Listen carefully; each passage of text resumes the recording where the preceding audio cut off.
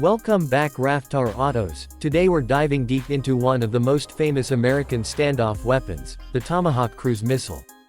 I'll walk you through how it performs, what it can do on the modern battlefield, and what it costs, all in plain language so you can use this as a script for your channel. The Tomahawk is a long-range, subsonic cruise missile designed for precision strikes against land and maritime targets. It's launched from ships and submarines and flies at low altitude using terrain-following navigation to avoid detection, which makes it hard to intercept with short-range air defenses. The modern operational variants emphasize accuracy and flexibility. They use a mix of inertial navigation, GPS, terrain contour matching, and digital scene matching to hit precise coordinates. The Tomahawk's precision guidance and ability to follow complex routes let it strike targets deep inland while minimizing collateral damage. Range and payload are the headline numbers people ask about. Depending on the block and configuration, Tomahawks have operational ranges measured in hundreds to over 1,000 miles. The commonly cited modern figure for tactical Tomahawks is roughly 900 nautical miles, about 1,600 kilometers, and official manufacturer information describes the missile family as capable of long-range deep strike missions. That long reach is why navies value the Tomahawk. A single warship or submarine can project power far inland without putting aircraft or crews at risk. Speed is subsonic, think roughly 500 to 600 mph, so the missile relies on stealthy routing and precision rather than sheer velocity. One of the major upgrades that shaped the Tomahawk's usefulness in recent decades is the Block IV, often called Tactical Tomahawk or TLAME, and later Block V improvements. These upgrades gave the missile a two-way data link for in-flight retargeting, loitering capability over the target area, and improved sensors for battle damage assessment and flexible mission execution.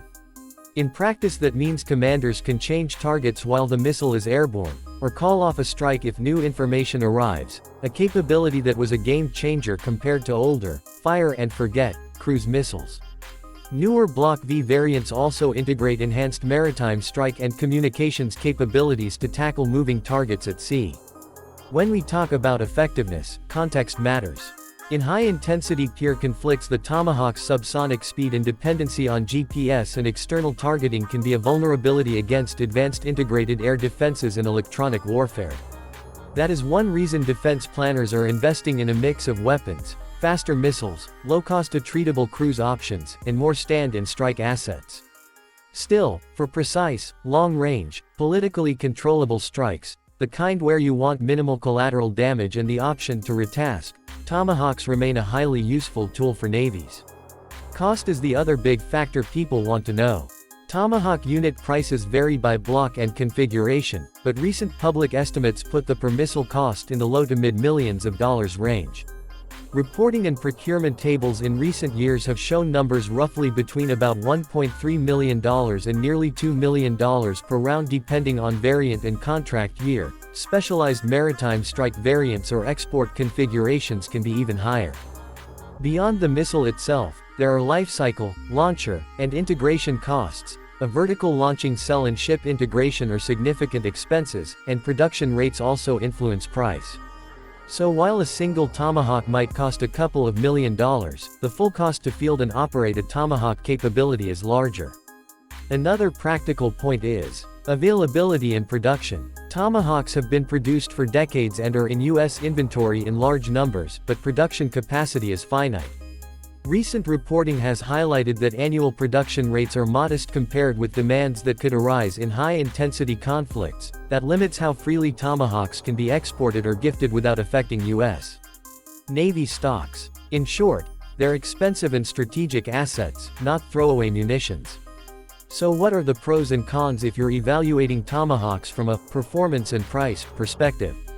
On the plus side, unmatched standoff reach, excellent precision, flexible retargeting and battle damage assessment in modern variants, and trusted performance developed over decades.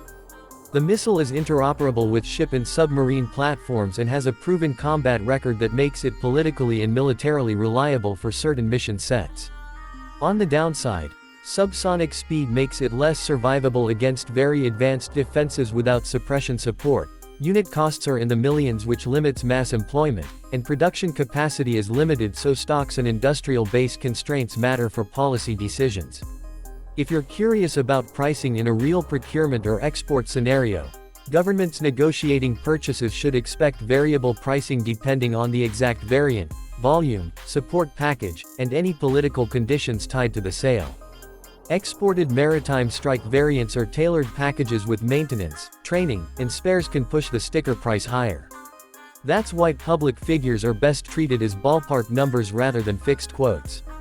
Wrapping up, the Tomahawk remains a key ingredient in U.S. and Allied naval strike arsenals because of its reach, accuracy, and mission flexibility. It's not a silver bullet for every conflict, and it's expensive enough that commanders have to pick their moments carefully, but for precise deep strikes from sea it still sets a high bar. If you like this breakdown and want a follow-up where we compare Tomahawk performance and cost directly with newer low-cost cruise options and hypersonic programs, tell me and I'll put that script together next. Don't forget to like, subscribe, and hit the bell so you don't miss our next deep dive.